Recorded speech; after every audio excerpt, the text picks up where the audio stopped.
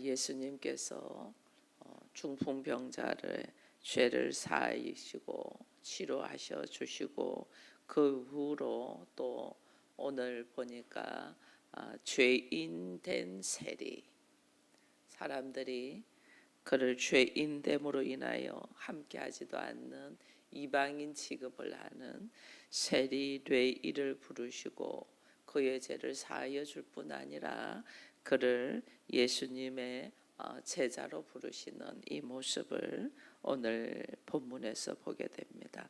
예수님은 죄인을 부르러 오신 거죠. 그리고 그 죄인이 예수를 만나면 그 삶 속에서 변화를 일으키고 그 변화는 어디까지 가냐면 하나님의 나라에서 거룩한 삶으로 걸어가도록 우리 주님이 죄인을 부르시거든요. 우리 주님은 우리를 아시고 부르시고 또 가르치시고 영화롭게 한다는 것이 로마서 8장에 나와 있습니다. 로마서 8장에 보면 주님께서 우리를 미리 아시고 그리고 우리를 정하시는 거죠. 택하시고 부르시고 우리를 그의 피로 의롭게 하시고 우리는 의롭게 하는 걸로 만족하는데 의롭게 하는 걸 넘어서 영화롭게 하시거든요. 영화롭게 한다는 건 나의 삶을 통하여 하나님만이 나타나니까 나의 삶이 오직 주님께 영광 돌리는 예수 그리스도의 모습으로 걸어갈 수 있다는 거죠. 그래서 그리스도인은 하나님이 나를 부르시고 택하시고 의롭게 한 걸로만 기뻐하면 안 되고 그 하나님의 나라에서 우리 주를 영화롭게 하는 그 모습까지 갈 수 있도록 깨어있는 우리가 되기를 바랍니다. 그러기 위해서 예수님께서 그들에게 뭐 했다? 가르치셨다. 이래 돼 있어요. 13절에 보니까 예수께서 다시 바닷가에 나갔으며 큰 무리가 나왔거늘 예수께서 그들을 가르치시니라. 이래 돼 있거든요. 말씀을 가르친다. 하나님의 나라에 대한 복음을 선포한다. 이게 뭐냐면 복음의 근본이 뭐냐면요, 죄의 문제를 해결하거든요. 그러니까 봐보세요. 세리를 왜 불렀냐? 그를 죄인이라고 사람들이 다 말하니까. 마태, 예수님이 레위를 마태라는 이름을 줬는데 레위가 원래 레위는 연합하다는 뜻이거든요. 그의 인생의 삶은 주와 연합되어서 살아야 되는 삶인데 완전 다른 인생을 살잖아요. 그가 돈을 사랑하는 사람으로 살잖아요. 예수와 상관이 없고 하나님과 상관이 없이 돈을 사랑하여 돈의 권력을 따라간 사람이잖아요. 그 레위를 우리 주님이 어떻게 그 원래 그 사람의 모습으로 살지 못하고 죄인의 모습, 사람들에게 손가락질 당하고 사람들에게 매국노라는 소리를 듣고 그는 이 사회에서 왕따가 된 사람이죠. 그는 돈은 벌었을지 몰라도 사회에서 사람답게 살지 못하고 왕따가 돼 있는 그의 모습이죠. 그 모습을 주께서 이제는 처절하게 깨달았은즉 이제는 그를 어떻게 죄인을 건지는 것을 보게 되거든요. 이번에 제가 교육자 수련회 가서 북한에서 탈북한 탈북인의 간증을 들었어요. 그 탈북인이 하는 이야기가 뭐냐면 북한은 공산주의도 아니고 사회주의도 아니다. 거기는 특별한 이상한 나라다. 김일성 일가를 위한 나라다. 공산주의나 사회주의도 세습은 안 한다는 거죠. 이따가 그다음에 다른 사람이 또 우두머리가 되고 우두머리가 되는데 북한은 세습을 하잖아요. 김일성이겠다가 김정일이겠다가 김정은이겠다가 세습을 해. 이거는 사회주의도 아니고 공산주의도 아니고 그들만의 세계다. 근데 어느 정도냐 하면 태어나면서부터 아이들에게 모든 것을 주입시키고 세뇌시키는 것이 김일성, 김정은, 김정일 일가 그들이 신으로 이렇게 세습을 시킨다는 거예요. 그래서 그 김정은 동지가 자기들의 모든 것을 먹여주고 입혀주고 자기들의 행복을 주관해주고 이렇게 태어나면서부터 그렇게 어린아이일 때부터 그렇게 교육을 시킨다는 거죠. 그러니까 그가 완전 신이라는 거죠. 그러면서 그분이 탈북하면서 깨달은 것이 뭐냐면 하나님의 복음의 말씀, 탈북인들을 케어해서 한국으로 오기까지 해주는 기독교 단체, 그 그리로 가가지고 거기서 철저히 말씀도 배우고 하나님도 알고 해서 한국으로 올 수 있도록 그렇게 하는 기독교 단체. 우리도 지금 그 북한 선교에다가 하지만 그 탈북인들을 해주는 데다가 하고 있거든요. 그들에게서 이제 배운 것이 딱 보니까 깨닫는 것이 찬송을 가지고 찬송을 똑같이 하나님의 은혜를 통하여 이 찬송을 전부 다 김정은 일가를 대하여 은혜로 이걸로 바꿔졌다는 거예요. 그래서 찬송의 곡조를 자기들 우리 많이 들은 건데 그게 전부 다 어떻게 하냐면 김정은 일가가 그 찬송의 가사를 하나님과 주님에 들어가는 내용을 자기들 김정은, 김정일, 김일성의 이름을 넣어갖고 부른다는 거죠. 그래서 너무 익숙하다는 거죠. 찬송을 부르기가 익숙한데 그 사람들이 철저하게 어린 시절부터 거짓을 가짜를 배웠다. 김정은 일가, 김일성의 일가가 신으로 자기들이 그것만 완전 바뀌었어요. 그래서 그 북한은 철저한 종교화돼 있다. 김일성을 신으로 종교화돼 있는 나라다는 이게 우리로 말하면 이단인 거죠. 철저한 이단.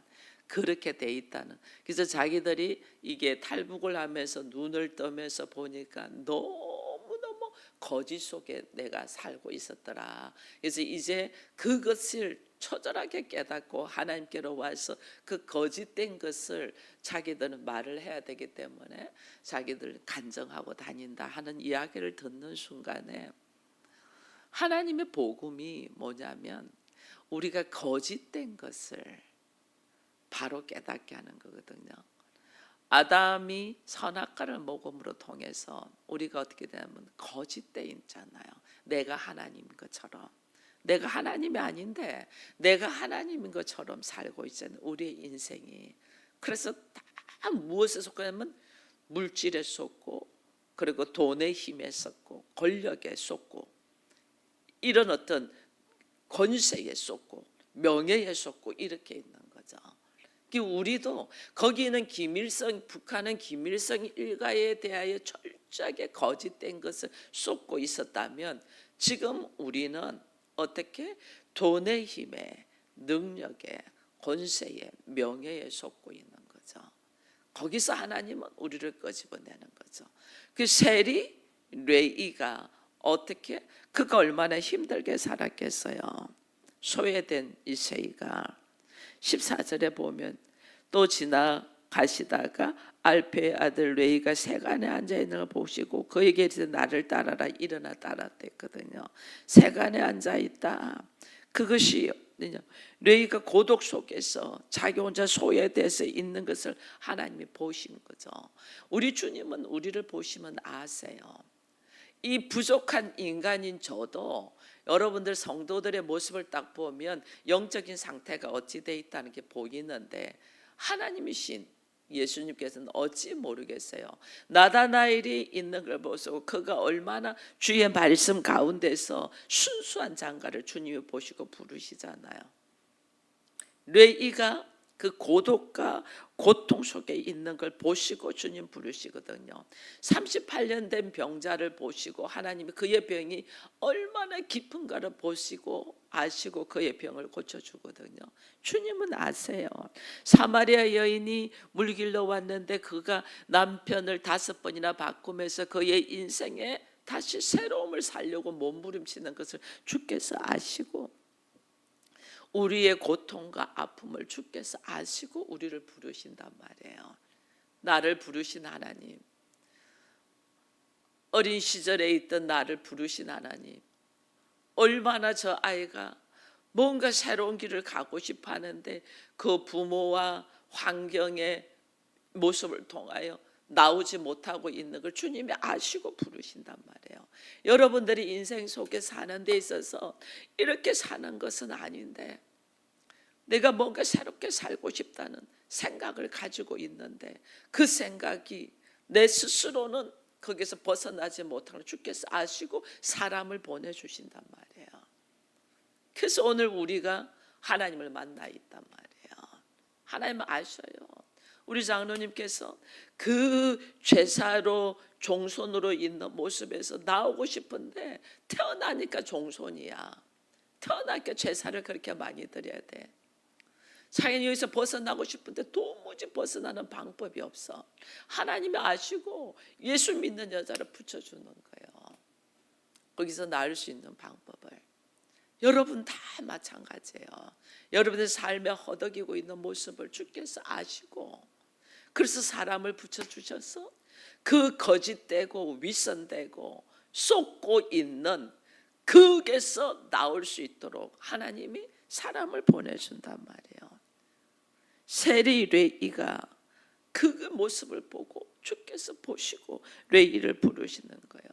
그가 하나님 앞에서 레이가 죄인됨, 어떤 모습이 죄인됨을 주께서 보시고 거기서 노인받아야지 그가 비록 혼자여도 행복하거든요. 우리 그리스도인은 예수를 만나고 나면 누가 날 알아주지 않아도 외롭지 않아요. 주와 함께 하니까. 근데 내가 예수를 모르는데 사람들한테 왕따를 당하죠. 엄청나게 고통이에요. 누구도 나와 함께 하지 않는 것이 고통이에요. 그런데 내가 예수와 함께 있는 사람은 사람들은 아무도 나와 함께 하지만 하나님의 사랑이에요. 하나님의 은혜가 나한테 임하고 있기 나는 어디에 있어도 천국이야. 하나님의 나라야. 너무너무 행복하다니까 혼자 있어도. 그게 완전 다르다니까요. 그래서 주께서 레이를 보시니까 하나님 앞에 그가 죄인이야. 그래서 너무 괴로워하는 것을 보여. 어떤 죄인? 돈을 우상을 숭배하고 있는 죄인인 거예요. 돈을 향하여 쫓아가는. 예수를 향하여 가야 되는데 예수가 아니고 돈을 향하여 가는. 그는 가난의 한이 돼서 여러분 레위 지파가요. 원래 레위 지파는 하나님께서 하나님의 성전, 하나님의 나라, 백성들을 위하여 섬길 수 있도록 하나님의 별도로 맏아들의 몫으로 떼어난 것이 레위 지파잖아요. 그 레위라는 이름들을 가져요. 그러면서 어떻게 성도들이 내는 11조를 통하여 이 레위 지파를 먹여 살릴 수 있도록 먹을 수 있도록 했거든요. 근데 구약에 어떤 일이 있어요. 그들이 살기 바쁘니까 레위 지파에게 11조를 안 내죠. 성전에 11조를 안 내죠. 그러니까 레위 지파가 먹고 살 길이 없어. 땅도 분배를 못 받아서 12지파 중에서 레위 지파는 분배를 못 받잖아요. 왜? 너희들이 10분의 1을 주라고 했기 때문에. 근데 안 줘, 이들이. 그러니까 어떻게 해요? 쥐질이 가난하게 살았을 거 아니에요. 조상들로부터. 그게 어떻게 이들도 철저하게 이 머릿속에 돈에 대한 이 탐심이 들어가는 거죠. 너희들이 우리들한테 이렇게 철저하게 돈, 민족을 위하여 내가 하나님 앞에 모든 것을 내려놓고 섬기는 것이 이 모습밖에 안 돼. 이들이 우리들을 챙기지 않아. 이들이 우리를 버려. 그래, 좋아. 나도 철저하게 세리로 일하는 거예요. 그래서 이들이 그걸 걷어서 주고 부를 축적하는 거죠. 부를. 그러니까 어떻게 돼요? 돈을 섬기는 우상 숭배로 들어갈 수밖에 없어. 근데 우상 숭배로 들어가서 돈은 가지고 있어. 근데 그 안에 고독과 외로움과 말할 수 없는 불안함은 뭘로 말할 수가 없는 거죠. 주님 그걸 본 거죠. 그래서 여기 보니까 그러면 우리가 서로 더불어서 살아야 되거든요. 하나님의 나라는. 그러니까 이스라엘 민족들도 그렇게 살지 않았고 레위도 거기에 나와서 신약에서는 이제는 세리로 살면서 어떻게 철저하게 이기적으로 살잖아요. 돈을 위하여 이기적으로. 나라가 망하든 민족이 망하든 이웃이 망하든 나의 유익을 위하여 살잖아요. 우리가 한 가지 생각을 잘못하면 완전 다른 모습을 걸어간다니. 그걸 주님이 보시고 내 안에 철학이 철저한 자기중심적인.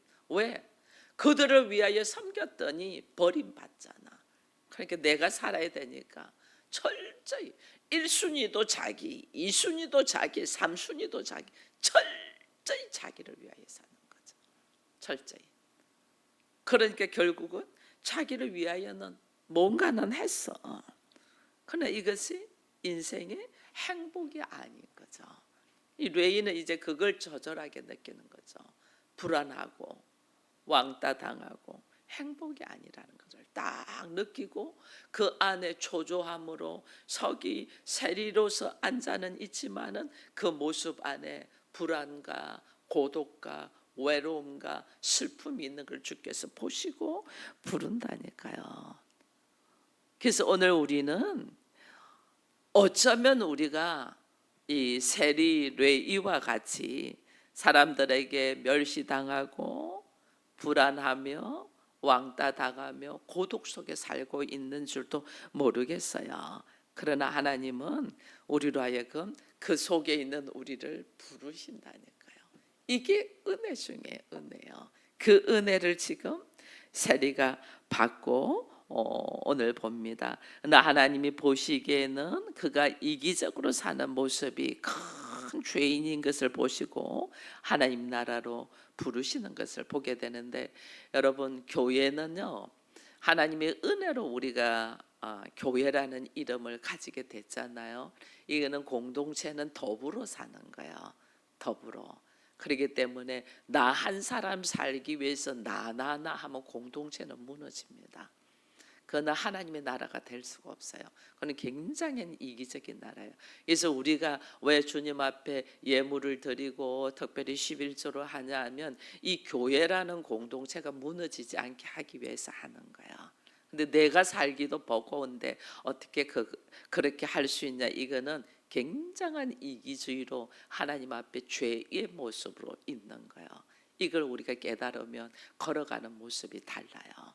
그래서 하나님이 더불어서 살 수 있는 자들에게 하나님의 나라의 길을 열어주신다는 걸 보고, 오늘 하나님은 어떤 모습으로 걸어가냐 보니까 14절을 보니까 이런 말씀이지. 또 지나가시다가 알페의 아들 레이가 세간에 앉아있을 보시고 우리 주님이 그를 어떻게 나를 따르라 하시잖아요. 나를 따르라. 레이를 향하여 나를 따르라. 예수님이 그가 죄인이야. 사람들은 가까이도 하지 않아. 나중에 이 세리와 함께 밥 먹는 것 가지고 사람들이 비난하잖아요. 이 죄인과 함께는 같이 먹지 않는다는 거거든요. 근데 예수님이 나를 따르라는 그를 용서하고 받아들인다는 거거든요. 우리 주님은 죄인을 부르시러 오셨어요. 우리는 교회 누가 나오면 그 사람에 대하여 좀 알아야지 중보기도 하니까 그 사람의 현재의 모습, 과거의 모습 막 이런 걸 많이 묻습니다. 그래서 물으니까 그런 게 곤란해서 또 오다가 안 오는 사람도 있거든요. 우리 주님은 그냥 나를 따르라 하셔요. 나를 따라서 지금 미리 아시고 나를 따르라 하시면서 그로 하여금 새롭게 변화시키는 모습을 보게 되거든요. 그 가그가 어떻게 살았고 뭘 이거 안 물어봐요. 그냥 용서하고 새 삶을 살도록 기회를 주신단 말이에요. 우리가 사람을 볼 때 용서하고 새 사람을 변화된 삶을 이게 복음이에요. 하나님이 우리의 과거를 시시콜콜 다 물어보면 우리가 어떻게 거기에 서겠어요. 용서하고 하나님이 없이 살아간 것 자체가 우리가 죄의 구렁텅이에 살아간 거잖아요. 돈과 자기를 위해서 살아간 거잖아요. 돈과 자기를 위해서 살은 사람들이니까 우리 주님이 우리를 부른 거예요. 거기서 나오라고. 북한을 왜 선교해야 되냐? 거짓에 속아서 사니까. 불쌍하니까 그들을 부르는 거예요. 우리에게 왜 복음을 선거하냐? 물질이라는 돈에 속아서 살고 있기 때문에 거기서 나오라고 주님이 부르신 거예요. 그래서 우리 주님이 뭐예요? 돈과 하나님을 동시에 섬기지 못한다 그랬잖아요. 우리가 쏟고 있잖아요. 북한에 있는 주민들이 김일성 일가의 가족들에게 쏟고 있는 거기서 나와야 되는데 그게 전부인 줄 알고 있으면 절대로 못 나오죠. 근데 우리가 지금 그 모습이랑 딱 보는 거예요. 레이를 부르실 때 주님이 도대체 족고는 제자가 될 수 없잖아요. 그의 모습은 도무지 사람들이 그와 가까이도 하지 않는 죄인이라고 낙인을 찍힌 사람인데 우리 주님이 부르신다니까요. 상처가 깊은데도 불구하고 우리 주님이 부르신다니까요. 그를 불러서 어떻게 세워요? 마태복음을 기록한 성 마태로 우리 주님이 세우시거든요. 그래서 오늘 우리는 이 성 마태가 레이가 성 마태가 되기까지 오늘 우리 주님이 이 짧은 본문에서 이야기를 하고 있는 거예요. 나를 따르라 하니까 마태가 어떻게 해요? 일어나 따랐다. 그럼 주님은 우리에게 기회를 주기 위해서 항상 부르십니다. 손을 냅니다. 그때 결단하고 그리스도의 손을 잡고 일어나야 돼요. 근데 우리가 이게 안 일어나거든요. 머뭇거리죠. 주저앉아 있죠. 오히려 애굽으로 다시 돌아가죠. 인생의 어리석음은. 이게 내가 삶의 변화를 일으키고 내 삶이 하나님의 나라가 되려면 주께서 나를 따르라 할 때 결단하고 일어나 따라야 돼요. 이게 뭐냐는 거예요. 죄사함, 주께서 나를 따라라 하면 나를 죄 용서해 준다, 죄사함을 주신다 뜻거든요. 그 죄사함을 받는 은혜 속으로 들어와야 돼요. 그 죄사함을 주기 위해서 하나님이 십자가에 지시잖아요. 이 세상에 어느 누가 나를 위해서 죽어줄 수 있겠어요? 자녀? 절대 부모를 위하여 죽지 못합니다. 부모도 자녀를 위하여는 간혹 가다가 죽으실 수 있는 분도 있어도 죽지 못합니다. 세상 어느 누구도 나를 위하여 죽을 수 있는 분이 없어요. 그것도 내가 잘 하는데 너무너무 저 아이는 아까워서 누군가 부모님이 대신 죽을 줄 몰라도 내가 죄인의 모습으로 있는데 죽어주실 분은 아무도 없습니다. 근데 우리 주님은 죄인인 나를 위하여 십자가를 지시는 거예요. 그런 사랑을 이 세상 어디에서도 받을 수가 없어요. 아무리 둘이 사랑한데도. 여러분 사랑해서 결혼하지 않았나요? 사랑해서 결혼했는데 이 사람이 나한테 짐이 돼. 그럼 어떻게 해요? 그때부터 공격하고 미워하고 헤어지고 이래 되죠. 나에게 힘이 될 줄 알았는데 나에게 짐이 돼. 그럼 우리 어떻게 해요? 그때부터 미워하죠. 나중에 증오하고 나중에는 서로 헤어지죠. 자녀가 나에게 희망이요 행복인 줄 알았는데 이 자녀가 나에게 짐이 돼. 그럼 자녀도 버리잖아요. 우리는. 그죠? 부모 버리는 거는 뭐 말할 것도 없고 자녀도 버리잖아요. 나에게 힘이 될 줄 알았는데 나에게 짐이 되면 남녀 간의 사랑 마찬가지예요. 그 사람을 통해 뭔가 내가 유익이 있으니까 좋다고 하고 있지 내가 짐이 된다 처절하게 버려요. 그거 믿을 거 하나도 없어요. 그러나 주님은 내가 죄인일 때 처절하게 죄인일 때 누구도 그를 세울 수 없을 때 위하여 십자가를 지시는 분이거든요. 그러니까 그냥 따르라 하시는 거예요. 우리 주님이 내가 너를 위하여 어떻게 다시 세우니까 새로운 삶 하나님 나라를 주실 거니까 따르라. 마태가 결단하고 예수를 따랐다. 여러분 하나님이 나에게 손을 내밀 때에 이것저것 환경, 상황, 감정 생각하지 않고 딱 그분의 손을 잡고 일어서기를 축원드립니다. 주께서 너 지금 기도해야 되겠어. 그러면 두말하지 않고 기도의 자리에 서기를 바랍니다. 나를 살리기 위해서 하시는 거거든요. 너 그거 좀 내려놔야 되겠어 하면 두말 하지 않고 하나님 내가 가감하게 내려놓을 수 있는 믿음의 용기를 주십시오 하고 내려놓을 수 있도록 해야 돼요. 여러분 왜 우리가 자기 중심으로 막 욕심을 가진 내가 부족하니까 내가 결핍돼 있으니까 이 결핍을 채우려고 하거든요. 이 결핍은요 채워지지 않아요. 결핍은 오히려 탐심, 더 큰 탐욕이 생겨요. 가지면 가질수록 더 가지고 싶어요. 이게 우리의 기본 하나님이 아닌데 하나님처럼 되어 있는 사람들의 모습이에요. 가지면 가질수록 더 가지고 더 부족하고 더 부족하고 그래서 계속 돈의 노예가 되도록 사단이 그렇게 이끈단 말이에요. 근데 그것을 내가 딱 내놓고 회개하고 예수를 따라 보세요. 그러니까 어떻게 해요? 초막이나 어디에나 하나님의 나라라는 찬양이 나오죠. 밥을 3끼 먹다가 기도한다고 금식하면서 한 끼만 먹어도 감사해요. 여러분 금식 기도해 보신 분들은 알아요. 제가 40일을 한 끼를 먹으면서 금식을 여러 번 했어요. 교회를 개척하고 사역을 해야 되니까 한 끼도 안 먹고는 안 되니까 한 끼만 먹으면서 내 마음은 완전 안 먹고 금식하고 싶었지만은 내가 사역을 해야 되니까 40일을 한 끼만 먹고 금식을 여러 번 했거든요. 처음에 개척해가지고 그 한 끼가 얼마나 소중한지 몰라요. 먹을 수 있으면. 근데 행복해.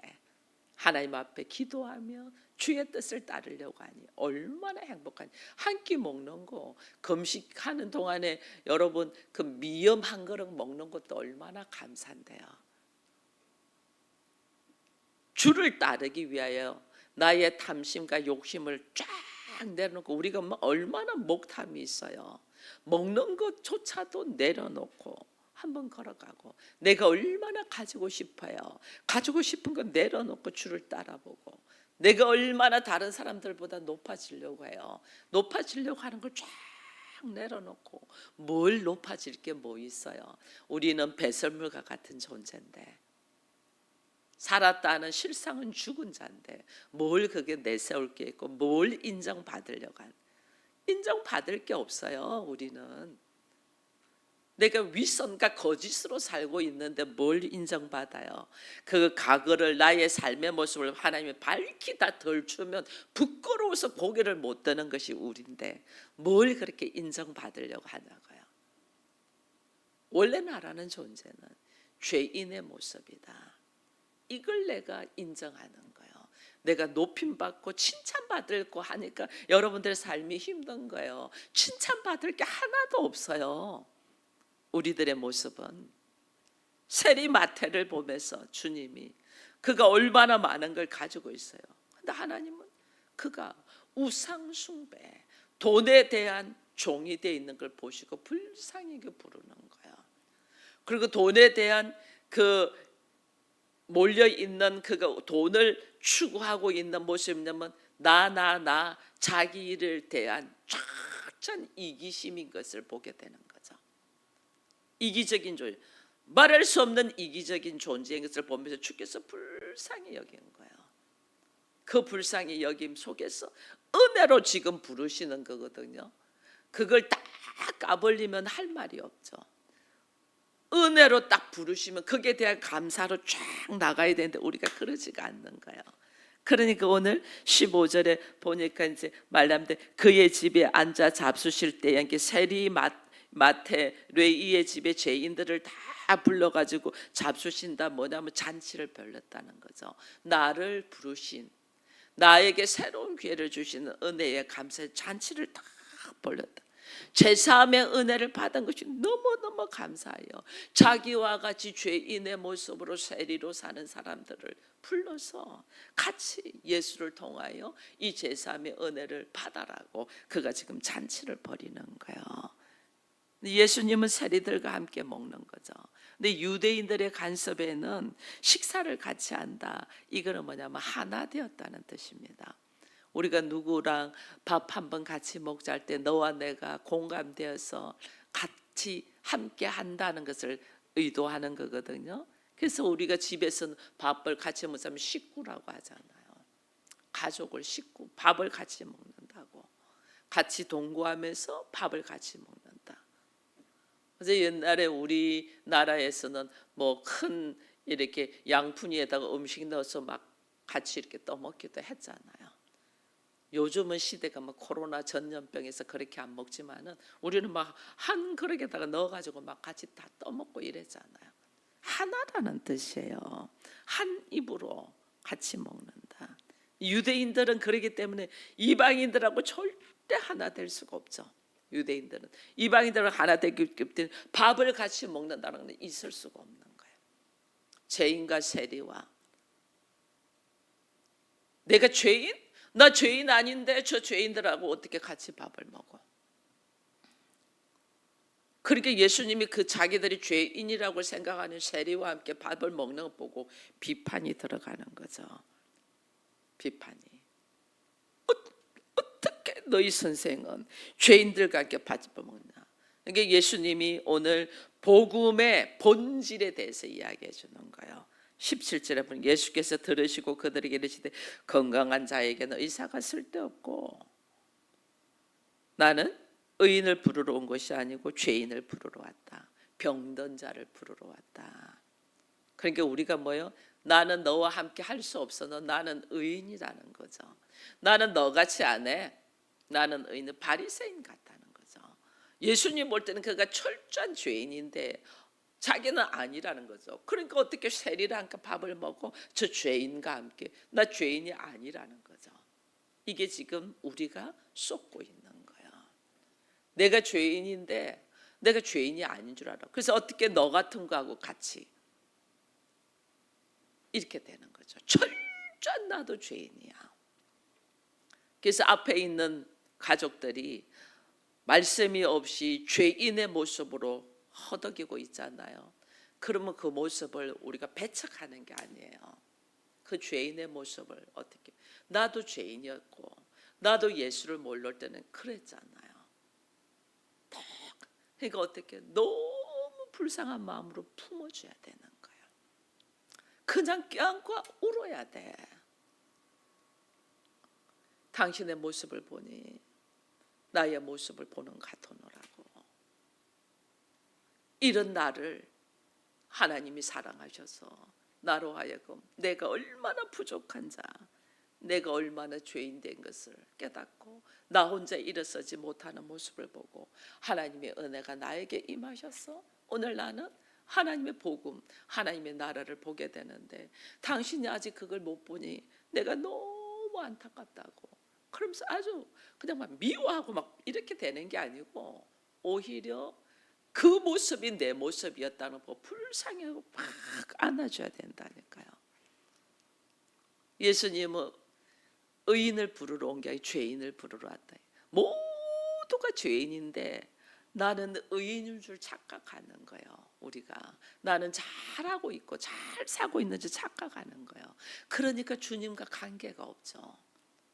예수님은 죄인을 부르러 왔는데 복음의 본질은 다 나는 죄인입니다거든요. 죄인을 부르러 왔는데 나 죄인 아니라니까 얼마나 어이가 없어요.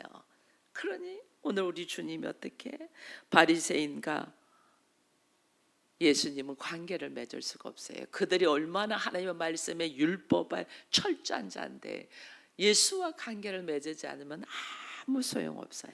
왜? 예수님은 그 죄인의 죄를 해결해 주기 위해서 오신 분이거든요. 내가 의인이라고 하니 예수님과 관계가 없죠. 하나님의 엄청난 사랑을 받을 수가 없는 거죠. 하나님의 그 엄청난 사랑, 자기 아들을 독생자를 십자가에 못 박으면서 죄인을 건지시는 그 엄청난 사랑을 누릴 수가 없는 거죠. 내가 죄인이라고 생각하지 못하기 때문에. 우리 주님은 우리의 죄에 대한 모습을 아시고 우리의 죄를 사하기 위하여 우리를 부르시고 나에게 새 생명을 주기 위하여 자신의 생명을 주기 위하여 피로 씻으시고 의롭게 하시고 그 의로운 자, 예수의 피로 있는 자를 그냥 있게 하냐고 예수 그리스도의 능력이 나가는 영화로운 자가 되기 위하여 우리를 부르셨다니까요. 그러니까 우리의 삶이 주의 부르심에 감사를 합니다. 주께서 나의 죄를 사해 주시고 의롭게 해준 것에 대해서 감사합니다. 이것은 시작에 불과하고, 그래서 어떻게 내가 예수의 권세, 예수의 이름의 능력을 가지고 그리스도와 연합되어서 하나님의 나라를 선포하며 살기를 원한단 말이에요.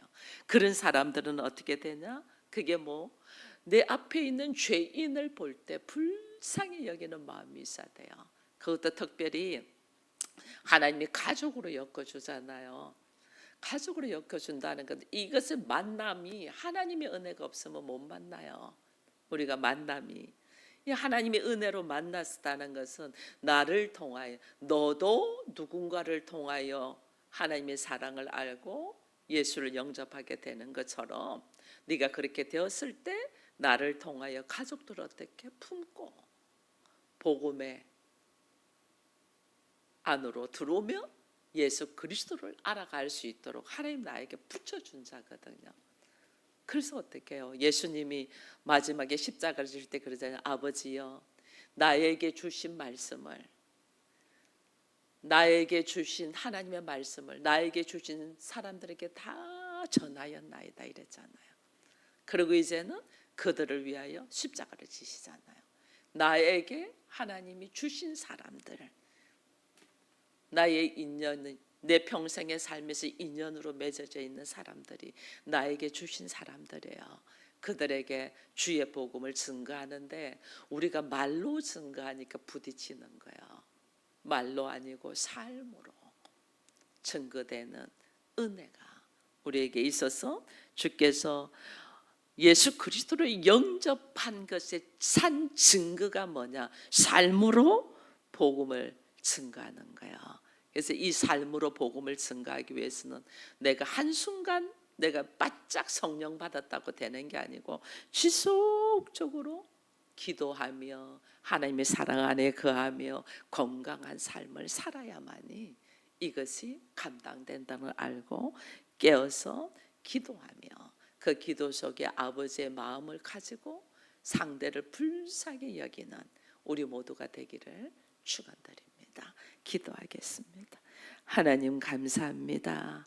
주님은 건강한 자를 위하여 온 것이 아니고 병든 자, 죄인들을 위하여 이 땅에 오셨고 그들을 불쌍히 여기셔서 십자가의 보혈로 씻으시고 하나님의 자녀로 그리스도의 신부로 영화로운 삶을 살기를 원하십니다. 그 은혜가 우리에게 임하여 오늘 우리가 이 자리에 있게 되었음을 감사하면서 내가 받은 은혜를 생각하며 나의 모습이 내가 말씀을 복음을 머리로만, 내가 지식으로만, 그리고 내가 입술로만 증거하는 자가 아니고 삶이 되고 인격이 되어서 나를 통하여 예수 그리스도의 복음의 진리가 나갈 수 있도록 은혜 더하여 주옵소서. 감사를 드립니다. 우리에게 가족을 허락하시고 가정을 허락하셔서 그 가정을 교회라는 이름으로 선포하게 하심을 감사합니다. 그 가정 교회들이 복음의 진리를 가지고 선포되며 살아가는 은혜가 있게 하여 주옵소서. 예수님의 이름으로 기도합니다. 아멘.